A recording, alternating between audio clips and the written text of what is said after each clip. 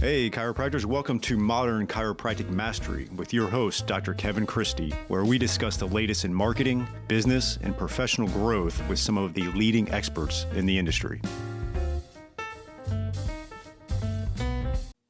Welcome to another episode of Modern Chiropractic Mastery. Today I have a fresh topic for you. Actually surprised over the 6 years of weekly episodes, we haven't had a discussion on selling products in your practice. And that's going to end today. We have an interview with Paul Timko. As you'll find out as we interview, many years of experience with some very reputable product lines that chiropractors, physical therapists, trainers have notably used for their patients in the clinical setting, but then also potentially sell in their practice. And we dive into today. It's not an episode to try to teach you hard sale tactics and do things you're not comfortable with. But we really talk about strategies of, having product in your practice and, selling yourself on it and believing in it and having the evidence-informed product line that can be a support system for the patient during their active care plan with you. And then subsequently to help them maintain and improve outside of your office. And I think we all can agree there are certain products, be it, TheraBand tubing and hyperice stuff, and you got even recovery boots. I mean, I know we have the Normatec recovery boots in here. We don't sell them, but a lot of people use them over the years and pay us to use them here, but then ended up buying them for themselves, particular our triathlete community and our running community. And so that's obviously a higher end example of a product, but it also can be topical analgesics and pillows and ice packs. There's all kinds of things that can be very supportive for the patient, and we can sell in our practice ethically and elegantly. And we dive into that topic today and have a lot of good conversation around that, some strategies, the purpose of it, the benefits, some of the features, things like that. And Paul, I was fortunate enough to meet not that long ago, and he just has a very good way about him where you don't feel like you're being sold to. And I think that's a skill he's cultivated, and it's a skill that he's helped other practitioners cultivate as well in their practice. And we try to tease that out today. So without further ado, here is my episode with Paul Timko. All right. Welcome to the show, Paul. I really appreciate your time today. Excited to jump into a topic that's fresh to the podcast. We've been doing this for 6 years and we haven't talked about selling products in your practice. But before we get to that, tell us a little bit about yourself, personally, professionally, kind of your story to give our audience some context, and then we'll dive into it. Thanks, Kevin. I've been excited about this the last several weeks since we met officially in Washington, D.C. with our good friend and colleague, Dr. J. So thank you for doing this so quickly. And I certainly seem like I've known you a long time because I see all the great things you're doing not only from a chiropractic standpoint, but from a marketing standpoint. That definitely caught my eye because that's really what my passion is. Really, two of my passions is working with healthcare professionals on practice building and certainly marketing. So thanks for having me here today. So, Oh, my pleasure. Yeah, this is a thrill. A little bit about myself. I'll keep it short. I live in Lorain, Ohio. That's where I was, pretty much lived my entire life, and went to school mostly in Ohio at what they call the Mid-American Conference. Started with Bowling Green. I went to Ohio University where I got my business degree, and finished up. I got my master's at Kent State, all around business and marketing. Had my undergrad in finance. So I'm one of those hybrids of analytical and creative, and it certainly helps me to this very day, especially with topics like selling and retail within a clinic setting. So we'll talk a little bit about that today. But my family have an amazing wife, Missy, and two wonderful daughters. They keep me busy. It's really, it's the most exciting part about what I do is that I get to actually bring them into the mix, because all the stuff that I do, they certainly are involved in through sports. So I get to tell them all about chiropractic and these great products that I have access to. So I do that. I spend a lot of time with my family and bring them into kind of the business aspects because I've got fun stuff to talk about. So that's really what I get to do every day.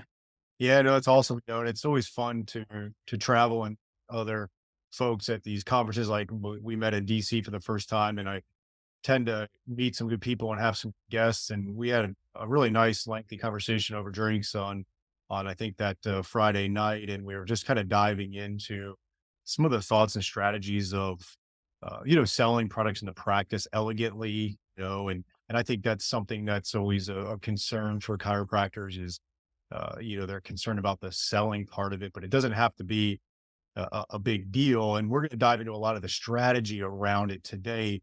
But before we do, what I just want to kind of set the table a little bit here before we get into the whole strategy of it. But what are some of the most common products you see chiropractors selling in their practice? Yeah, and for the last I'll give you a little bit of background. For the last 10 to 12 years, my focus actually started with a company called Performance Health, which you may be familiar with, and I managed the active care program. So I was I had I was fortunate to have exposure to a lot of what I call professional products. So well, evidence behind them, was certainly designed and developed for healthcare professionals and chiropractic in mind. So I was able to work with products like TheraBand, Elastic Resistance, and BioFreeze from a topical analgesic standpoint, and a host of other products that really were designed to be part of home exercise programs and help people with health and wellness. So that's what I did. And so what I did that for about 7 years. And my personal focus was TheraBand and BioFreeze at the time. And then I started my own company called InReach Health, and I did that for about 2.5 years. And really the focus was helping other companies bring their great products and technology in the right way to chiropractic and rehab and athletic training. So I would help them make sure that they they didn't just focus on sales. I know this is the topic today is that dirty word sales, and I'm not really we're going to embrace it after this call today. But what I would do is help them really get a foundation of selecting the right products and technology that are perfect for that environment, make some fine tuning and adjustment to how it's the education that surrounds it, both for the clinician, but also for the clinician to provide to the patient to make sure it's well grounded in, as I mentioned, the evidence and how to use it, why to use it. So that way it can be an extension of the clinic and certainly their path to health and wellness. And so the product, and I did that for about 2.5 years. And then I merged my company with Stop Pain Clinical, Troy Healthcare. And so I got back into topical analgesics full circle because really that is where my core passion is from. That's my focus every day is actually building awareness for topical pain relief solutions versus NSAIDs and opioids. And that goes way back many, many years. So I'm certainly going to mention topical analgesics and the importance of having them in the clinic. But throughout this kind of journey that I've been on throughout healthcare, there's been certain partners and companies that just I felt had the right approach. They went about it the right way and they understood the importance of chiropractic. And so once they check all those boxes, the product's kind of the easy part. Hmm. As long as they're wired the right way to support chiropractors in the right way. So when I think of that, the short list is products like Hyperice, with their hypervolt, vibration and percussion. And really it can be brand, there's great products across brands. It doesn't have to be, that's just the specific brand that I think of. And the reason why is because they surround it with education for clinicians and tools to help chiropractors build their practice. So not just be a product on the shelf. How do you help that patient interact with that product? Why should they interact with the product? And also extend into the community. So that way it's helping that chiropractor word of mouth marketing, providing tools from an outreach standpoint to youth. So making sure that brand is an extension and a complementary aspect to that chiropractic practice. And there's a few others, but want to get your thoughts and make sure Yeah, I'm no, covering that right then.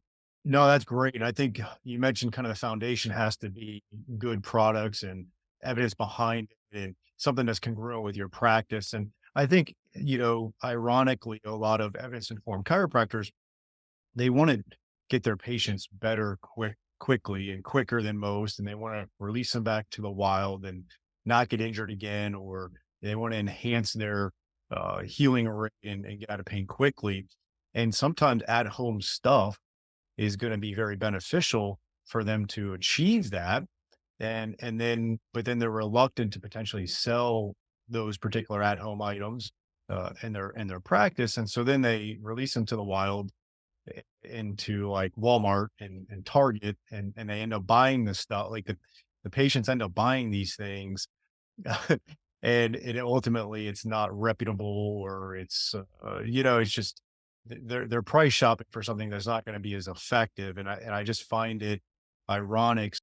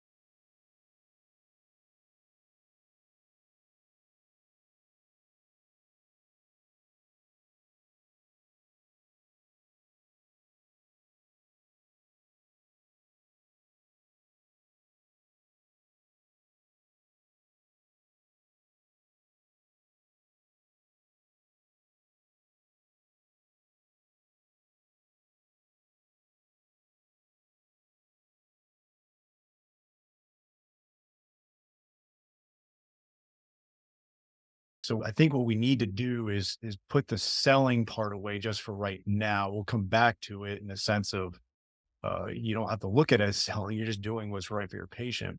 And so I want to get your thoughts on a little bit of that. Is like, do you see a lot of clinics that, they release them out to the wild and they end up buying this stuff off, Amazon or Walmart, and it's just not going to behoove them?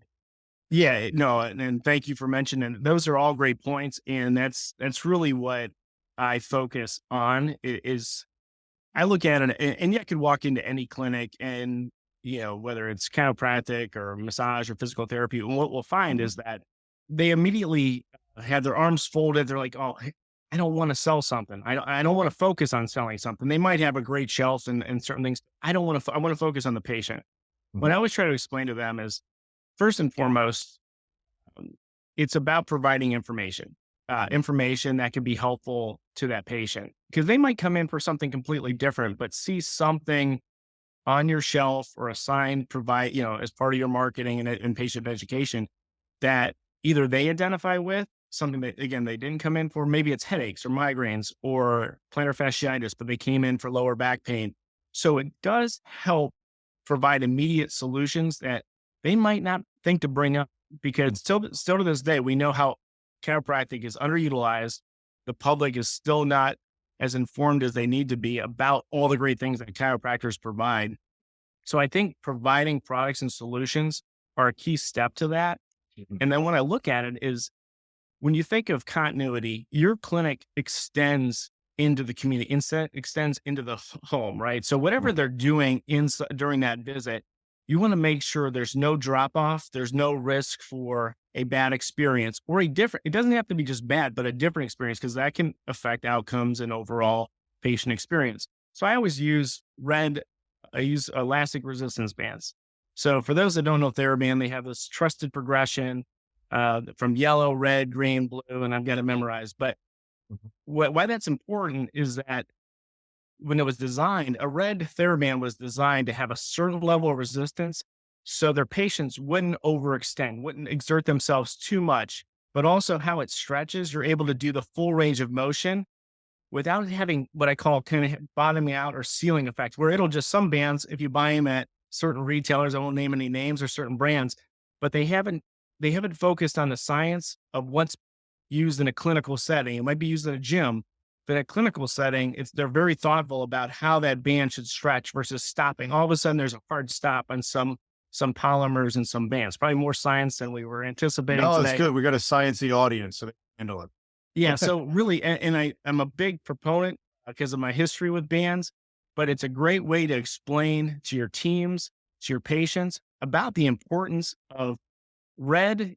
A red band in this clinic can be completely different from a red band at Dick's Sporting Goods or on Amazon. because that red band could be 15 pounds of force and it looks exactly the same as that TheraBand, and TheraBand's only 3.6 Yeah. pounds I of think, resistance. yeah, I think, I know we're going to talk a lot about strategies. We'll bounce back into strategies, but I think that's a big one there. Let's talk about it.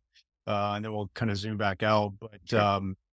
education is a strategy of selling that and able to actually communicate the benefits and features of that product and why it's different. And so, talk a little bit of let's dive into it a bit from the educational standpoint. Is that something that you guys teach and something that you see the practices and doctors that are doing a good job of this elegantly? Is it because they're communicating well and educating the patient on those benefits? Yeah, when I first started doing at what we call an the active care program at the time, it was a 6 to 8 hour, course. Then we would Mhm. actually with I would have a counterpart that was a clinician, that was a practice owner, talking through the clinical aspects of product and home exercise, right? So I would do more of the business side of, the education of how to provide education for your team, but also for your patients and your community. And so education, the best clinics, after, let's say, let's say there was a Zoom meeting, a podcast like this, and we were going through all the best practices. The ones that really kind of hit the ground running are the ones that really embrace not only the education that they bring and internalize. That's certainly going to help. And there's tools to help them kind of sustain that and build that over time, but also provide little simple things throughout your clinic to make your life easier and your staff's life easier. And the one example I always show people is that signage, even though you think it's promotional and you think it's salesy again, it's not. It's about providing little points of education to prompt a conversation. So that way, education doesn't have to be, hey, remember everything you learned about clinic retail, which is not why you got in this business, right? But work with companies and partners and vendors that can provide meaningful patient information and education, kind of dripped out, but through an old school traditional way of have little shelf talkers, little signage on your countertop or next to a product that says, here's a specialty bundle for tennis elbow, for lateral epicondylitis, that again, that they're not thinking of. And that's just a drip of patient education.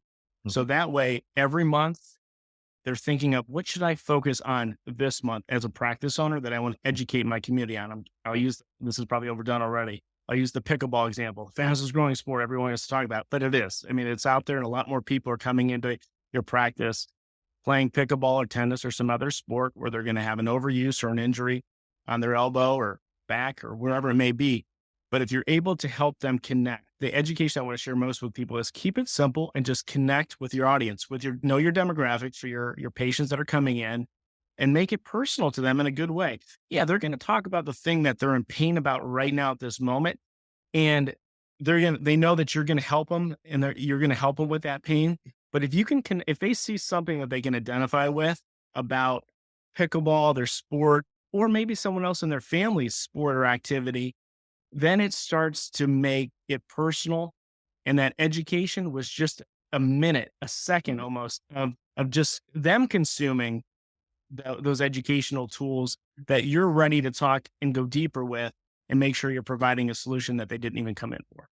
Yeah, that's awesome. I wanted to piggyback out a little bit and get your thoughts on it, so I don't forget. But obviously, I went to DC to present, and I love doing that. But I attended the whole thing as well, and I learned a ton. And so, one of the things I did was I combined what I learned from you and what I learned from Joey Coleman, who also spoke there. And so, what we put together was a nice kind of gift basket. Mhm. It's good size and essentially we put some things in there and one of those is your product, a few different versions of it in there. And so one of Joey Coleman's things is a gift, whether it's the new patient gift or it's the they're being released, or Jay Greenstein talks about the rewards program through the app. And so we put that in the gift and we're going to give it to the new patient that comes in. And one of the gifts options is your stop pain product. And it's a good talking point as well, because with, especially with a topical analgesic, they're going to need more than one. And then at a certain point, they'll obviously have to start buying it from us when we get to that point, but it's something that we're introducing to them. It also is a nice gift idea that Joey Coleman talks about with the patient experience. And so, off the top of your head, what are your thoughts on that little combo strategy? No, I certainly love it. I'm biased. Thank you for having some stop pain clinical in there. I really think, I mean, it's always, and I learned from Joey as well. Amazing presenter, and I actually bought his book, and I bought your book as well. So I'm halfway through Joey's, and I'm working my way through yours as well. But the interesting thing about the gift, the key, I look at it as the key theme there is taking a moment for that patient and making it personal when possible, and it's certainly balancing simple and but making it personal. I I personally like pain relief. You can certainly add other things to the gift package like you've done. I like with our particular product, there's a few things that I would say look for in other products and brands as well. Is that we're exclusive to healthcare professionals, so they can, it's already kind of they have to come in and get this from you. It's a professional product, um, and so that's something that they can't just get on retailer and online. The other thing is that we have two formulas. So it's topical pain relief for muscle joint arthritis. So that's got Mhm. obviously a wide net as far as who can benefit from that. And then we have a migraine and headache gel. So what one example or one thing that kind of you can build off of or personalize is that it is the gift of pain relief. Like certainly they're coming in there for the underlying cause related to that pain, but you can encourage them, hey, here's some additional pain relief in the interim that's easy to use. It's a great alternative to NSAIDs and opioids, but encourage them also, if you know of any other people in your household or any friends that are suffering from pain, please share. Please share these and that becomes that's kind of the when you look at the practice building aspect of it, that's a great way to have some built-in champion advocate marketers out there fairly Mhm. early in the process, because you do want to sample, you want, depending on when you provide gifts and samples and those types of things, there's different strategies there.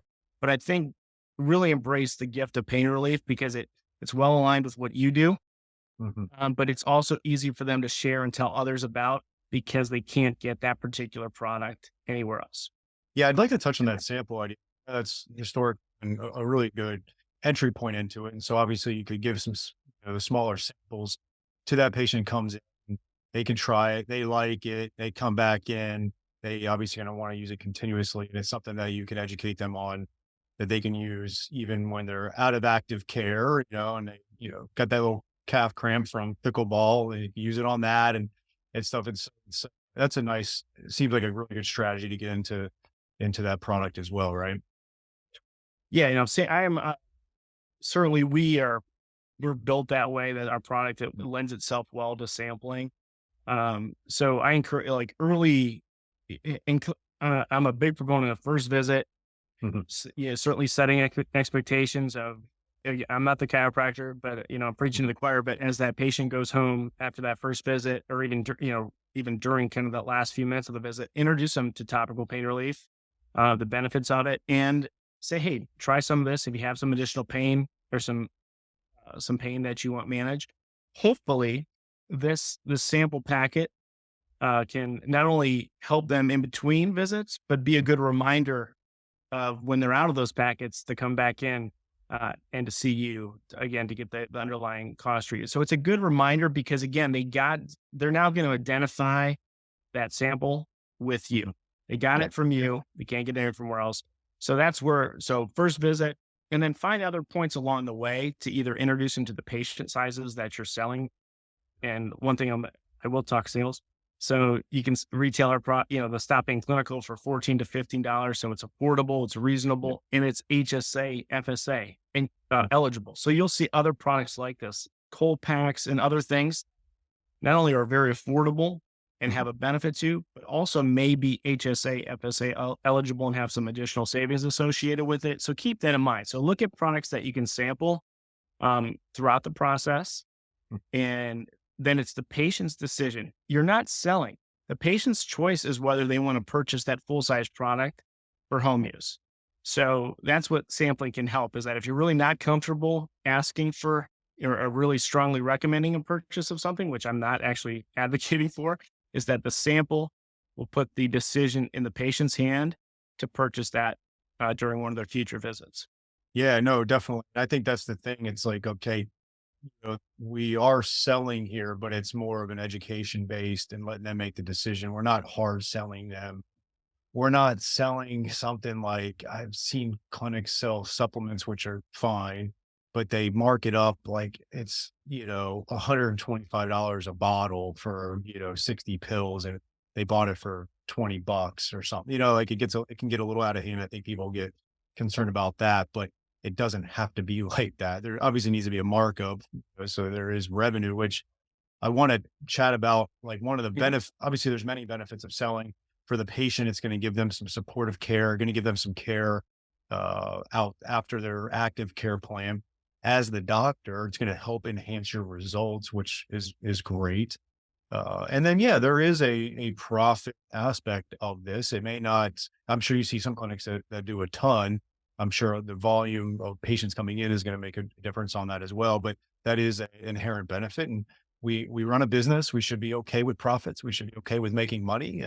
It helps us obviously thrive. And then if we're thriving as the owner doctor, then we're able to serve our patients even better because our headspace is better. I think that's something I probably need to have 20 podcast episodes on where the doctor owner's headspace is so messed up because of the financial stress of not doing great that it seeps into their quality of care in a lot of ways. But that's a different set of episodes. But there is the potential of some more revenue and profits on that. I just want you to touch base real quickly on the sales tax aspect because as a service based industry, a lot of us don't worry about sales tax too much. Where should we start to think about that when we start selling products? Yeah, certainly. And sales tax, it's one of those things where, just like retail, it feels retailing a product. It feels like, oh my gosh, there's so much. It's too much. Like it's too much to handle, too much to take on right now. Yeah. But it is one of those things. Once you kind of do your due diligence, which is not a lot, you're over the hump, and it's just kind of a regular thing that you're taking care of. It doesn't take up much time at all. What I recommend for that, because I did have my own business and I was retailing clinical products, is even though you're already established as a business, or maybe you're not, maybe you're getting ready to open up your practice, talk to your local small business, SBA, and they usually have a tax resource right there that can help you with that. There's some nuance with it because in this particular space, some of these products are tax exempt. Like in most states, topical analgesics are actually tax exempt. So look locally, do some search online, and as you know, with searching online, make sure you're checking multiple sources and look for the most well resourced areas and names that you recognize from a credibility standpoint. But I think the SBA is, if you're really trying to understand what to do exactly right for sales tax, set up a meeting with your SBA tax resource and do some research online about what products ultimately where you need to capture sales tax. And then it just becomes a regular process of whatever products those are, of getting them set up in your system from a pricing standpoint, keeping track of your sales tax and making your regular payments on those. It is one of those things. Once it seems like a lot, and I do recommend keeping your offering. If you're just getting started, you don't have to have thousands of products. I mean, get the ones that you're most passionate about. Get the ones that fit with how you practice and the services you provide that are complementary and what I call layered, that you can certainly layer into your everyday visits, with your patients, and that you feel 100% confident this is the right thing for that patient to use at home as well. So the sales tax part is my advice is, again, talk to your SBA and look online, credible sites. You can reach out to me too. Not that I'm a local expert in everybody's town across the country, but I'm happy to help through our regular ongoing support to our clinic Yeah. practices. Yeah, I think there's a lot of it state based too. So check with Yeah. that. Something that you talked about as being 100%, on your, I kind of bought in on what you're selling. I think that's a huge component of selling, right? Is you got to sell yourself first. And so I think a great strategy is to make sure you're using what you sell and try it out, give it, a good due diligence. And then once you're sold on it, then you don't feel like you're selling to other people. You're just like, yeah, of course you would want this, right? So I like your part of that. Other thing I wanted to touch on before I forget was, do you ever have any clinics like maybe put their clinic logo information, like a little sticker or something on your product or other products, so that it's like laying around the house and they see that? Or what are your thoughts on that? Yeah, I usually recommend um, not doing that on products specifically, but surrounding it. We help our practice owners like provide marketing tools that they can co-brand, and we can actually help with that process. Oh, Um, nice. Things that can help deliver. Like the one example I always use. I know this is an audio only, so I'll try to describe it the best that I Yeah. can. But think of when you check into a hotel and they got the hotel card holder. Yeah. So we design those the whole perfect size for our packets and perfect size to slip in a business card as well. Mhm. So that way, and we can actually put inserts in there with QR codes that are custom to your location information on your website or a place that you want. You could have a free $15 Normatec compression service, introductory Normatec compression service. Like, so we can help build and customize those things, even if they're not specific, that just to our product. We can help kind of, put those tools together. So I usually, not to say you shouldn't do any private label or put your logo on anything.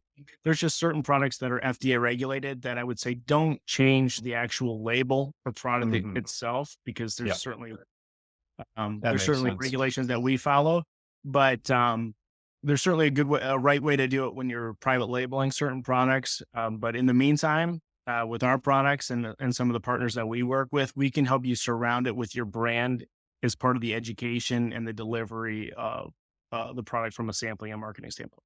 That's great. Do you have any clinics that are selling it on their website online? We Maybe. do. Yeah, we Yeah. do. Even though our product is not available, we don't sell directly to consumers. We only sell through clinics. And, so what we do is, when it comes to a clinical practice, your website pretty much stays local, right? And the way that Yep. Google works is that it certainly weights things towards local search, right? So Mhm. we encourage you to have it on your website. We can help you again with you know not only putting the product images on there, the right images, great images, but also great content to help with local search as well. And then we can also help hook in and connect you with other brands that are complementary to what we do. And certainly we don't know, we're not experts in every single brand, but there's a host of brands that we feel are really good for chiropractic that we try to make. The whole theme here is that I love I love these products, these Mhm. brands, because I've used them, I've done my research and my diligence on them. And I know that I can work with them to get the right support for our chiropractic partners. And that's where we focus and try to make sure we give you a good solution for online as well. Perfect. Awesome. Is there any other strategies that I didn't touch on that you want to make sure you mention? I know we hit quite a few there, but I know if there's anything else you're seeing that docs are just doing a really elegant job and effective of selling products, and ultimately their patients are benefiting from it. Yeah, I think just a couple other key points to kind of round it out. I think we hit on the main ones, but I think and you kind of mentioned this, is that look for genuine, authentic ways to also bring the use of the product into the visit. Mm. Don't force it, but you'll find mm, once you look at certain protocols with products, and I'll use an obvious one, which you guys are probably well aware of. Like, think of like the SFMA guys. They'll do like a scrape, tape, and move. So they'll use like instrument assisted soft tissue in clinic, but then they'll use a topical analgesic as part of the emollient that they're using. They'll finish it off with kinesiology tape, maybe spray over some stopping clinical spray. But again, all of that, it layers in, adds value, improves the overall experience and outcome. It's low cost. Each one of those elements across that visit for that 5-10 minutes is a very low cost investment. But it also now introduces that patient to use those things at home and makes that overall process for purchasing and selling at home. And it's something they can certainly tell their friends and family about, and other athletes about. Say, hey, look, I got this here. And really, you'll find that it's a competitive differentiator. So I encourage in clinic use when possible. And then last but not least is find ways to do those things in your community as well, both with, and I'm sure you guys are already doing it, but, find ways to bring those professional tools with you to your referral, to your referral community environment. You're running events. We can support that too. We can help you kind of plan out and provide some samples for running events and community events, fire departments, those types of things. And then also physicians, doctors, rehab professionals, athletic training, and so on. Certain products are great introductions and for ways for them to introduce their patients or their athletes to you. And we like to provide solutions on that too. So these are the kind of conversations we are always on demand, ready to have with whether you're a current customer or not of Stop Being Clinical. We're available for these types of conversations, and those are the type of best practices we like to share. I'd also like to learn from all of you and your listeners as well, so we can keep getting better at what we do. Perfect. I love it. And so, we'll wrap this puppy up here a little bit. This was great information. Obviously, we could, like you said, do a 6 to 8 hour course on this stuff. So maybe one day we'll do that together. But tell us a little bit about the product line that you guys do have, and then how they can find out more about it. Yeah. So, Stop Being Clinical, we're one of the probably very rare, let's just say that, of a company that actually owns a topical analgesic brand and does all the formulation and manufacturing under one roof in Hazleton, Pennsylvania. So we specialize 100% in the development of topical analgesics. So an FDA regulated facility. We have gel, spray, and roll on for the muscle joint and arthritis pain product. It has 10% menthol, but that's the active ingredient we all know about from a long history with some other products. But menthol is the one that has the most evidence as far as attaching to the pain receptors and gate control theory and all that fun science. And then we added glucosamine, eucalyptus oil, and peppermint oil. So it has a very soothing experience. And the gel is phenomenal. If you, this is before my time at Stop Pain Clinical. They developed it really to be able to use effectively in the clinical setting. So the gel is crystal clear. It leaves no residue. It's not tacky. It's not sticky. You can tape right over top of it once it dries, and even the scent will not linger. So it's a really nice technology that they've done, and that's only available through healthcare professionals. And the hidden gem, which I wish it wasn't hidden, is the migraine headache gel. It's the only one approved for topical pain relief, suboccipital, back of the neck, behind each ear. And I don't suffer from migraine and headaches, but this has now become a passion project for me because of, unfortunately, 40 million in the U.S. alone suffer from migraine and headaches, and basically 80% of those that suffer from migraines are females. So it's disproportionately affects women. So it's one of those things that I want to make sure I get the word out. So it's a relatively new product. It's hard to kind of get the word out about it because it's the only one out there. And we work primarily, again, through healthcare professionals. So that'd be one that I would encourage everybody to definitely reach out, and we'll send out samples to make sure that everybody has an opportunity to try it and share it with family and friends that are suffering from migraine and headaches. Perfect. Awesome. And how can they find out more? Oh yeah, reach out to me. My email is the best way. You can certainly go to stoppainclinical.com. Just the key thing is it's always Stop Pain Clinical, and it's one P in Stop Pain. Everybody wants to sneak in that extra P for Stop Pain, but it's actually just one P, stoppaиnclinical.com. And my email is ptimko@stoppaиnclinical.com. Awesome. Thanks, Paul. This was great. And I look forward to running into you again in person and having more conversations about products and what you got going on. Now, I loved it. Thank you for doing this. I appreciate the time, and I look forward to seeing you soon.